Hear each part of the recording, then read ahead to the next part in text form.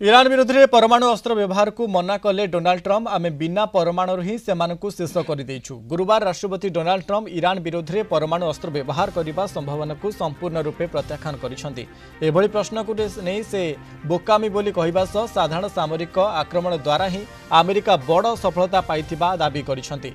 White house रे सांबादिक मानक प्रश्नर उत्तर दे Trump कहते जे ना एमिति बोका प्रश्न काहेकि पचरा जाउछि जेतेबेले आमे बिना परमाणु अस्त्र रे ईरान को संपूर्ण ध्वंस कर देइछु सेतेबेले एहार आवश्यकता कौन कौनसी भी देश को परमाणु अस्त्र व्यवहार करने को अनुमति मिलवा उचित नुहे।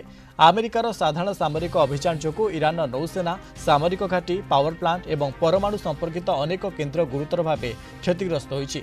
ट्रम्प अनुसार अमेरिका निजर शक्तिशाली पारंपरिक अस्त्रशस्त्र बल में ईरान सामरिक क्षमता को दुर्बल कर देइछि। तेणु परमाणु बोमार आवश्यकता नहीं। ईरान को कौनसी परिस्थिति भी परमाणु बोमा तैयारी करने को दिज्व नहीं। अमेरिका चाहूँगी जे ईरान तार समस्त परमाणु कार्यक्रम बंद करू एवं पोखत यूरानियम हस्तांतर करू।